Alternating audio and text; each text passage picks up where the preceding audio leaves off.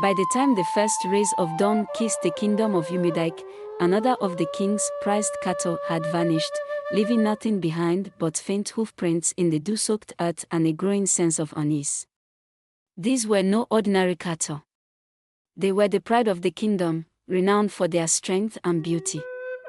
Travelers from distant lands spoke of the herd with reverence, and the king had spared no expense in protecting them. Yet, night by night, the herd was shrinking. At first, the royal guards suspected rustlers, cunning thieves emboldened by the cover of darkness. Patrols were doubled, torches lit every corner of the grazing lands, and traps were set along the fences. But each morning, the story was the same: a single cow gone, no signs of struggle, and no witnesses to the crime. The king, a man both proud and protective, grew furious. How can a thief outsmart the kingdom's finest guards? He thundered during a council meeting. His advisors exchanged uneasy glances, each unwilling to suggest what they all feared. For in the whispers of the market square, talk had already begun. Some said the cattle were being taken by spirits who envied the king's wealth. Others murmured about ancient curses, retribution for the king's ancestors who had angered the gods. If you are enjoying this story, please hit the subscribe button so you never miss an African tale that stirs your soul and ignites your imagination. Grab a cup of coffee and let's continue. But one voice stood apart from the crowd, a voice that belonged to a young shepherd named Obiora. He was neither wealthy nor powerful, but he was known for his cleverness and daring. Obiora approached the palace gates one afternoon, his simple tunic covered in dust from the fields. The guards laughed when he declared he had a plan to stop the thefts. "And what does a boy like you know of royal matters?" one guard sneered. But Obiora stood his ground, his eyes steady with conviction. "Enough to know that courage and wit will do what swords and torches cannot," he replied. Word of the shepherd's boldness reached the king, who summoned him to the royal court. Obiora knelt before the throne, his head bowed but his spirit unshaken. "Your Majesty," he began, "allow me one night with your herd. If I cannot uncover the mystery, I will never set foot in this palace again." The court erupted in murmurs. A shepherd boy to succeed where seasoned guards had failed. The king raised a hand, silencing the room. He studied Obiora for a long moment before speaking. "You are either very brave or very foolish," he said. "But desperation forces us to consider even the unlikeliest of solutions. Very well. You will watch over my herd tonight. Fail, and you will answer for the loss." That evening, as the sun dipped below the horizon and the sky turned a deep indigo, Obiora prepared himself. Armed with nothing but his staff, a lantern, and a small drum he often played to calm the cattle, he made his way to the grazing fields. The guards, stationed at the periphery, looked on with skepticism, muttering about the boy's imminent failure. Obiora, however, was not afraid. He had spent years tending to the fields, observing the patterns of nature and the behavior of animals. He knew the whispers of the wind, the language of rustling leaves, and the signs left by creatures in the night. As darkness enveloped the land, he crouched low among the cattle, his ears straining for the faintest sound.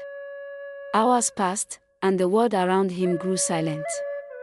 The guards, stationed at a distance, began to relax, their torches flickering in the gentle breeze.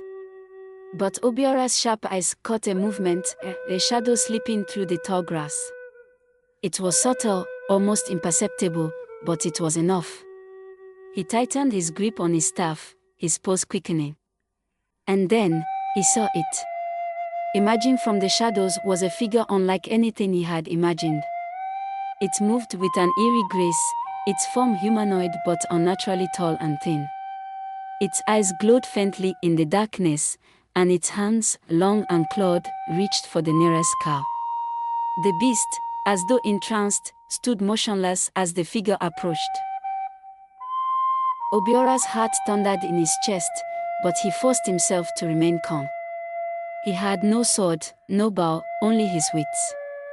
Slowly, he lifted his drum and began to play a soft, rhythmic beat. The sound broke the stillness like ripples across a pond, catching the creature's attention. It paused, its glowing eyes narrowing as it turned toward him. "Who dares interrupt me?" A deep, guttural voice echoed through the night. The creature's voice carried an unnatural weight, as though it came not from its throat but from the earth itself. Obiora swallowed his fear and stood tall. "I am Obiora, a shepherd of this land. And I demand to know why you steal from the king's herd." The creature tilted its head, as though amused. "Demand," it repeated, its tone mocking. "You are bold for one so small." "I may be small," Obiora replied, his voice steady, "but even the smallest spark can light a great fire. Tell me who you are and why you do this." The creature's laughter rumbled through the field, but beneath its mocking tone, there was a flicker of curiosity. "You will know the truth," it said, stepping closer. "But beware, boy. Some truths are heavier than you can carry." Obiora held his ground, the drumbeat steady in his hands. He did not yet know what he was facing, but he was determined to uncover the mystery, no matter the cost. We are just getting started on this journey. Subscribe now to Afrotales TV, where every tale reveals the magic and mystery of African storytelling. Obiora stood firm, his drumbeat echoing through the stillness of the grazing fields. The creature loomed closer, its form illuminated faintly by the moonlight filtering through the clouds. Its features became clearer now: elongated limbs, a gaunt face with hollow cheeks, and eyes that glowed with an unnatural amber hue. It exuded an aura that was both terrifying and mesmerizing. The cattle shifted nervously, some stamping their hooves as if sensing the tension. The guards, far off at the edges of the field, remained unaware of the confrontation. Obiora's mind raced, but he kept his composure, knowing that fear would do him no good. "I have no time for riddles," Obiora said, his voice steady despite the tightness in his chest. "Why do you take this cattle? What do you gain from this?" The creature let out a low, rumbling laugh. "What I gain is none of your concern, boy," it said. "But since you've shown courage, I will tell you this much: I do not steal for greed. I take what is owed." "Owed?" Obiora pressed, his brow furrowing. "The king owns this cattle. What debt could he possibly owe you?" If you're enjoying the twists and turns of this tale, don't miss a single story. Subscribe now and become part of the Afrotales family. The creature's laughter faded, replaced by a deep, resonant growl. "You speak as though the king's hands are clean," it said, its voice tinged with bitterness. "Do you think his wealth came without a price? His ancestors struck a bargain long ago, one that they failed to honor. I am here to collect what was promised." Obiora's breath caught. A bargain. A broken promise. The thought sent a chill down his spine. He had heard tales of kings making pacts with spirits for power or prosperity, but he had always dismissed them as myths told to frighten children. Now, faced with this being, those tales felt all too real. "And what was promised to you?" Obiora asked, his voice quieter now, his curiosity outweighing his fear. "The herd," the creature replied, its amber eyes narrowing. "One cow each moon until the debt is paid. For years, I was given my due. But then the king's father grew greedy. He built his empire and ignored the pact, thinking my patience would last forever. He was wrong. I do not forget, and I do not forgive." Obiora felt a strange mix of pity and dread. If the creature spoke the truth, the kingdom's prosperity was built on a foundation of broken promises. But this knowledge posed a new question: what was Obiora supposed to do with it? He had been tasked with uncovering the thief, not confronting the sins of the king's bloodline. "Does the king know?" Obiora asked cautiously. "Does he know about this debt?" The creature tilted its head, a faint smirk playing across its sharp features. He knows enough to suspect. But kings are proud, and pride blinds even the wisest of rulers. He would rather lose his herd than admit his father's failings. Obiora's mind raced. The king's herd was the lifeblood of the kingdom, a symbol of its wealth and power. To lose it would not only be a financial blow but also a blow to the kingdom's pride and reputation. And yet, the creature's grievance seemed rooted in justice, a demand for what was rightfully owed. Is there no other way? Obiora asked, his voice laced with desperation. Must you take the cattle? Can this debt not be paid in another form? The creature's eyes glimmered with something that looked like amusement, or perhaps admiration for the boy's audacity. You are bold to negotiate with me, shepherd, it said. But what can a mortal boy offer that would satisfy a spirit bound by a sacred pact? Obiora hesitated, his mind racing for answers. He had no wealth, no power to bargain with. But then, an idea began to form, a dangerous idea, but one that might just work. If I bring the king here, he said, his voice firm, will you allow him to offer terms of his own? Let him face the consequences of his ancestors' actions. The creature's amber eyes bore into Obiora's, and for a long moment, it said nothing. The silence stretched, heavy and oppressive, until finally, it nodded. Very well, it said. Bring your king to this place tomorrow night. But mark my words, if he refuses to honor the pact, I will take not just his herd, but his kingdom. With that, the creature stepped back into the shadows, its form dissolving into the darkness. The cattle, once frozen in fear, began to stir, their lowing breaking the silence. Obiora exhaled, his hands trembling as he lowered his drum. He had faced the unknown and lived to tell the tale, but his task was far from over. The next morning, Obiora stood before the king, his words measured but urgent. Your Majesty, he said, the thief is not of this world. It is a spirit bound by a pact made long ago. It demands to speak with you and will settle for nothing less. The court erupted in disbelief, with advisors coughing and nobles shaking their heads. A spirit. Absurd, one advisor exclaimed. This boy is wasting our time. But the king raised his hand for silence, his expression grim. I have heard whispers of such things, he said slowly. If what this boy says is true, then this spirit is not to be taken lightly. Obiora, you have shown great bravery in uncovering this mystery. I will go with you. The court fell silent, stunned by the king's decision. Obiora felt a pang of relief but also a growing sense of dread. He had brought the king to this point, but what would happen when the ruler of Umudike faced the spirit of a broken pact? As the sun set that evening, the king and Obiora prepared for their journey to the grazing fields. The air was heavy with tension, and the guards whispered among themselves, their unease palpable. Obiora clutched his drum tightly, his resolve steady despite the fear that gnawed at him. The spirit had promised answers, but it had also promised retribution. And as the shadows deepened around them, Obiora couldn't shake the feeling that this encounter would change the kingdom of Umudike forever. Please subscribe now to Afrotales TV, where every tale reveals the magic and mystery of African storytelling. The moon hung high in the sky as the king, flanked by Obiora and a small group of royal guards, approached the grazing fields. The air was cold, unusually so for the season, and the distant hoot of an owl was the only sound that broke the oppressive silence. The cattle stirred restlessly in their pen, their unease mirroring the tension among the men. The guards, armed to the teeth, scanned the darkness nervously. We shouldn't be here, one of them muttered. This is no task for men with swords. But the king silenced them with a sharp glance.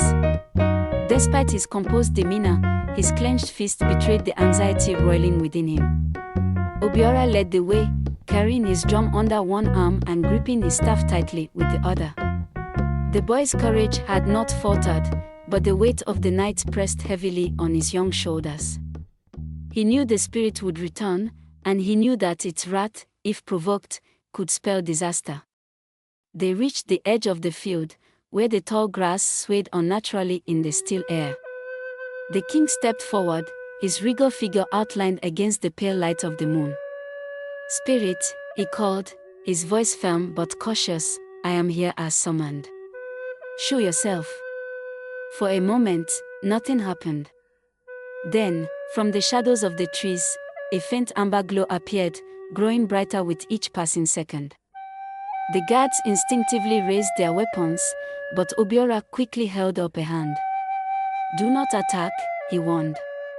"Violence will only bring ruin." The glow took shape, and the spirit emerged. Its form was even more menacing than before, taller, its limbs unnaturally long, and its eyes blazing with an intensity that made even the king take an involuntary step back. It moved with an eerie grace, its feet barely touching the ground. "Your Majesty," the spirit said, its voice resonating like the low rumble of thunder. "You honor me with your presence, though your kind has long dishonored our pact." The king swallowed hard but stood his ground. "I am told that my ancestors made a bargain with you, one that has not been upheld. If this is true, I come to make amends." The spirit let out a hollow laugh, its eyes narrowing. "You speak of amends as though they are easily made. Do you know the weight of what was promised to me?" "I do not," the king admitted. "But I am willing to hear the truth." The spirit's gaze flicked to Obiora, its expression unreadable. "This boy has shown courage and wisdom, qualities rare among your kind. For his sake, I will tell you what you seek to know." It raised a long, clawed hand, and the air around them seemed to shimmer. The guards shifted uneasily, gripping their weapons tighter, but the king motioned for them to remain still. The spirit gestured toward the field, and the shimmering air coalesced into a vision, a scene from the past. In the vision, the king's great-grandfather, a young and ambitious ruler, knelt before the same spirit. The land was barren, the people starving, and the kingdom on the brink of collapse. "Save my kingdom," the ruler begged, his voice desperate. "Grant us fertile lands and bountiful harvests, and I will give you a cow each moon as tribute." The spirit nodded in the vision. "You shall have your prosperity," it said, "but remember, wealth built on broken promises will not last." The vision shifted, showing years of abundance, overflowing granaries, herds of cattle grazing in lush fields, and a thriving kingdom. But as the king's great-grandfather aged, his greed grew. He seized the offerings, dismissing the spirit as a relic of superstition. "Your ancestor prospered because of me," the spirit said, its voice heavy with contempt. But when the time came to honor his word, he turned his back. "And so, I have come to reclaim what is mine." The vision faded, leaving the field bathed in moonlight once more. The king's face was pale, his jaw tight as he processed the weight of the spirit's words. "I was not the one who broke this pact," he said, his voice trembling slightly. "Why must my people suffer for the sins of the past?" The spirit's eyes flared. "Because you have benefited from those sins," it roared, its voice shaking the very earth beneath their feet. "Your wealth, your power, your kingdom, all are fruits of a promise broken in greed." The guards recoiled, some dropping their weapons in fear. Obiora stepped forward, his drum in hand, and began to play a soft, steady rhythm. The sound seemed to soothe the spirit's anger, its blazing eyes dimming slightly. "Spirit," Obiora said, his voice calm but firm, "the king has come here to seek your forgiveness. Surely, there is a way to mend this bond without further bloodshed." The spirit regarded Obiora for a long moment, its gaze inscrutable. "You are wise beyond your years, shepherd," it said finally. "Perhaps there is a way. But it will not be easy." It turned to the king, its voice sharp. "The debt is not just the cattle. It is the dishonor, the betrayal. To repay it, you must offer something of equal value. What will you give, King of Umudike?" The king hesitated, his mind racing. He thought of his wealth, his lands, his treasures, but none of it seemed enough. Finally, he knelt before the spirit, his voice low but resolute. I offer myself. Take my life, but spare my people. The guards gasped, and even Obiora's drumbeat faltered. The spirit tilted its head, as though considering the offer. A noble gesture, it said. But I do not seek your life. I seek justice. It turned to Obiora. The boy will decide. He has shown the courage to confront me and the wisdom to seek truth. Let him determine how the debt shall be repaid. Obiora froze, his heart pounding. The weight of the kingdom's future now rested on his young shoulders. He looked at the king, at the spirit, and at the restless cattle grazing behind them. Slowly, he lowered his drum and met the spirit's glowing eyes. I will find a way, he said, his voice steady. But I ask for time to ensure that justice is fair for both the living and the dead. The spirit nodded. You have 3 nights, shepherd. Fail, and the kingdom will face my wrath.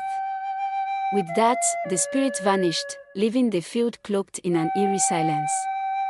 The king rose to his feet, his face grim but resolute. Obiora, he said, you have my trust. Do what must be done. As they returned to the palace, Obiora's mind raced with possibilities. He had 3 nights to solve a riddle centuries in the making, and failure was not an option.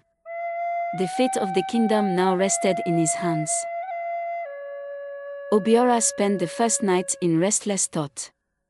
The spirit's words echoed in his mind, the debt is not just the cattle. It is the dishonor, the betrayal. How could he repay a debt so deeply tied to the kingdom's past, one that transcended mere material offerings? The weight of his task pressed heavily on him, but he knew hesitation would only bring disaster. As dawn broke, Obiora sought out Mama Ifeoma, the kingdom's oldest and most revered storyteller. She was a woman whose wisdom stretched across generations, her tale steeped in history and hidden truths. Her hut, tucked at the edge of the village, was adorned with dried herbs and the faint smell of incense. Mama Ifeoma, Obiora began as he knelt before her, I seek knowledge of the king's ancestors and the pact they made with the spirit. I believe the answer lies in understanding their story. The old woman studied him with sharp, knowing eyes. A shepherd boy seeks to untangle the threads of a king's legacy, she said, her voice both amused and intrigued. Very well. But remember, Obiora, knowledge is a double-edged blade. It can save or destroy, depending on how it is wielded. She gestured for him to sit, and as the morning light filtered through the thatched roof, Mama Ifeoma wove a tale that sent chills down Obiora's spine. She spoke of a time when Umudike was on the brink of ruin, its lands barren and its people starving. The king's great-grandfather, desperate to save his throne, had sought the aid of the spirit that dwelled in the forest. But the spirit's aid was not freely given, Mama Ifeoma said, her voice low and ominous. It demanded an offering, a single cow each moon. A simple price for prosperity, or so it seemed. Obiora leaned closer, his breath catching. What happened then? He asked. The king kept his word for many years, Mama Ifeoma continued. But as his wealth grew, so did his arrogance. He saw no need to honor the pact, for he believed the spirit powerless to act against him. And so, he stopped the offerings, leaving the debt unpaid. But why did the spirit wait so long to act? Obiora asked, his brow furrowed. Spirits are bound by their nature, Mama Ifeoma explained. They are patient, but they do not forget. The spirit waited until the balance of power shifted, until the kingdom grew weak enough for its demands to be heard again. Obiora sat in silence, the weight of the story settling over him. The spirit's grievance was not just about the cattle but about the betrayal of trust and the arrogance of kings who thought themselves above their word. What can be done to right this wrong? He asked. Mama Ifeoma regarded him with a solemn expression. The spirit seeks justice, not revenge. You must offer something that restores balance, something that proves the kingdom values honor over wealth. That evening, Obiora returned to the grazing fields, his mind racing with possibilities. The spirit had given him 3 nights, and the first had already passed. As the sun dipped below the horizon, he stood among the cattle, their gentle lowing a comfort amidst the growing tension. When the moon reached its zenith, the air grew cold, and the shadows deepened. The amber glow of the spirit appeared once more, its form taking shape with an unsettling grace. "Shepherd," it said, its voice echoing across the field. "Have you come with an answer, or do you seek to stall?" Obiora stepped forward, his heart pounding but his resolve unshaken. "I have come to ask for your patience," he said.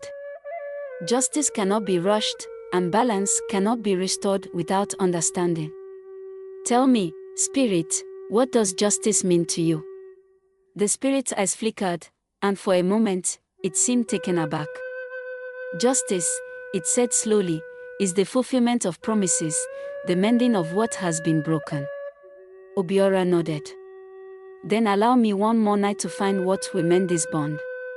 I swear on my honor as a shepherd that I will not fail." The spirit studied him for a long moment, its gaze piercing and inscrutable. Finally, it nodded. "You have until tomorrow night," it said. "But be warned, if you fail, the cost will be greater than cattle." With that, it vanished into the shadows, leaving Obiora alone once more. The second day brought a new idea. Obiora returned to the palace and requested an audience with the king. "Your Majesty," he said, "the spirit seeks more than cattle. It seeks proof that the kingdom values honor above all else. We must give it a gesture that cannot be questioned."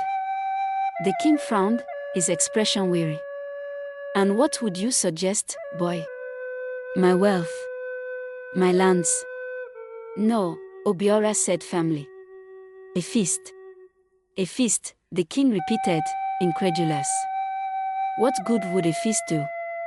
"A feast held in the spirit's honor," Obiora explained. "Invite the spirit as a guest, just as your ancestor did when he first sought its aid. Let it see that the kingdom remembers and respects the bond it once shared. And during the feast, offer it a new pact, one that is fair and just."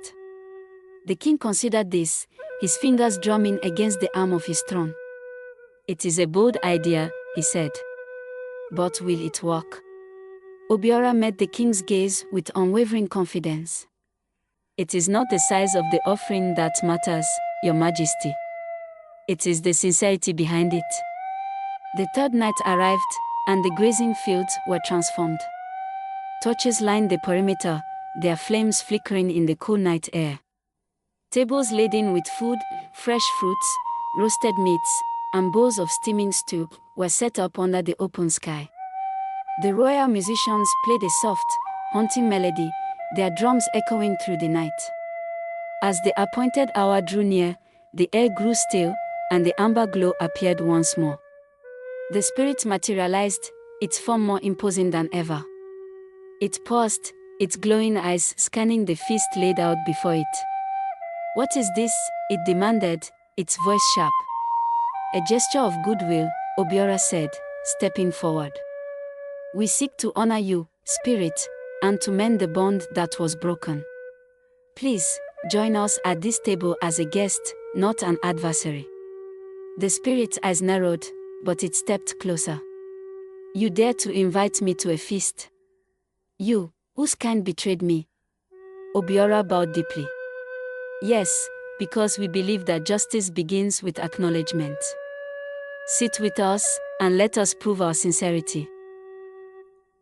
The spirit stood silent for a long moment before finally nodding. "Very well, shepherd. But know this, words are hollow without action. If this is a trick, your kingdom will suffer the consequences." As the spirit took its place at the table, the kingdom held its breath. The final night had begun, and with it, the fate of Umudike would be decided. Please subscribe now to Afrotales TV, where every tale reveals the magic and mystery of African storytelling. The spirit's presence at the table was a sight that none in Umudike would ever forget. Its glowing eyes scanned the feast, its otherworldly form casting long, flickering shadows over the grazing fields. The guards, musicians, and even the king himself held their breath, their hearts pounding in unison with the low beat of the royal drums. Obiora stood at the head of the table, his hands trembling slightly as he addressed the gathering. Spirit of the pact, he began, his voice steady despite the weight of the moment. We gather tonight not as adversaries, but as those seeking to restore what was broken. This feast is a gesture of acknowledgement, a symbol that this kingdom remembers its debts. The spirit's gaze shifted from Obiora to the king, then to the lavish spread of food before it. Words are easy, shepherd, it said, its voice low and rumbling. But actions reveal true intent. What do you offer beyond this feast? Obiora took a deep breath, his mind racing. He had planned for this moment, but the spirit's presence was overwhelming, its power palpable. Still, he stepped forward, meeting its glowing eyes with courage. We offer a new pact, he said, his voice ringing clear. One that honors the past but looks to the future. In exchange for your forgiveness, we pledge to restore balance, not through endless offerings, but through shared prosperity. The spirit tilted its head, intrigued. And what does shared prosperity mean to you, boy? Obiora gestured toward the grazing fields and the surrounding lands.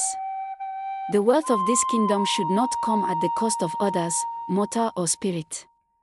We will set aside land for you, a sacred space where no plow will touch the earth and no herds will graze. It will be a sanctuary, tended by the people as a sign of respect for the bond between us. The spirit was silent for a long moment, its form flickering like a flame caught in the wind. Finally, it spoke. You are wise for one so young, it said. Your offer is fair, but fairness alone is not enough. This kingdom was built on broken promises. Why should I trust that it will not happen again?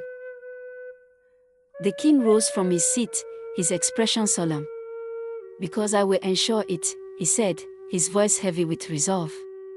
I cannot undo the mistakes of my ancestors, but I can honor their debts. I will decree that the sacred land is protected for all time. Let my word as king be my bond. The spirit turned its piercing gaze on the king, its eyes burning with an intensity that made even the guards flinch. And if you fail, it asked. Then take everything I have, the king replied without hesitation. My wealth, my land, my crown, if I break this new pact, I forfeit it all. The spirit studied the king for what felt like an eternity. Then, slowly, it nodded. Very well, it said. I accept your offer. But know this, I will watch, and the moment this promise is broken, my wrath will be swift and unforgiving. The air around the table seemed to lighten, the oppressive weight of the spirit's presence easing slightly. It reached out a clawed hand, placing it on the table, and spoke again. Bring forth the first act of this new pact. Obiora stepped forward, holding a small wooden box he had prepared earlier. Inside were seeds, rare and sacred, collected from the forest edge. These seeds will mark the beginning of the sacred land, he said. Plant them, and they will grow into trees that no axe will fell.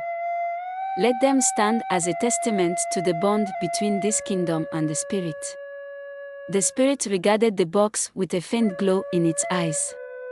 You have done well, shepherd, it said. Your courage and wisdom have saved your people. But remember, this is only the beginning. Honor your word, and your kingdom will prosper. Break it, and you will lose everything. With that, the spirit began to fade, its form dissolving into the night like mist under the morning sun.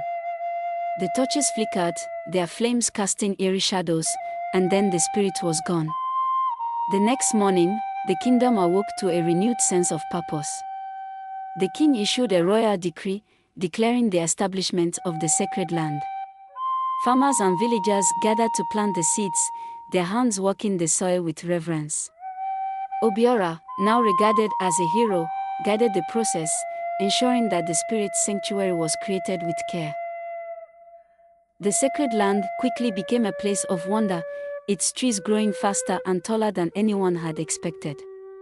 Birds nested in the branches, and a clear spring bubbled up from the earth, its water said to hold healing properties. The villagers began to visit the sanctuary, offering prayers and gifts, not out of fear, but out of respect and gratitude. As for Obiora, he returned to his life as a shepherd, though his days were no longer filled with solitude. Children flocked to him, eager to hear the story of how he had saved the kingdom. And though he told it many times, he always ended with the same words: promises are like seeds. If you nurture them, they grow into something beautiful. But if you neglect them, they wither and die. Years passed, and the kingdom of Umudike prospered under the new pact. The sacred land flourished, a reminder of the power of respect and balance. The spirit was never seen again, but its presence was felt in the rustling leaves of the sacred trees and the clear waters of the spring. And so, the mystery of the vanishing cattle became a tale told to every child in Umudike, a tale of courage, wit, and the enduring power of keeping one's word. What would you do if your dream wedding was interrupted by an unexpected guest, a stray dog that refuses to let your bride into the church? A day meant for joy unravels into chaos as the dog's persistence reveals a chilling truth: the bride isn't who she claims to be. What secret could she be hiding, and why would a dog risk everything to expose it? Don't miss our next thrilling tale on Afrotales TV. His wedding was stopped by a dog that refused to let the bride into the church. A story of deception, intuition, and the unyielding loyalty of a creature with more wisdom than anyone could have imagined. Subscribe now and prepare to be captivated by a tale where trust is tested and intuition becomes the ultimate guide.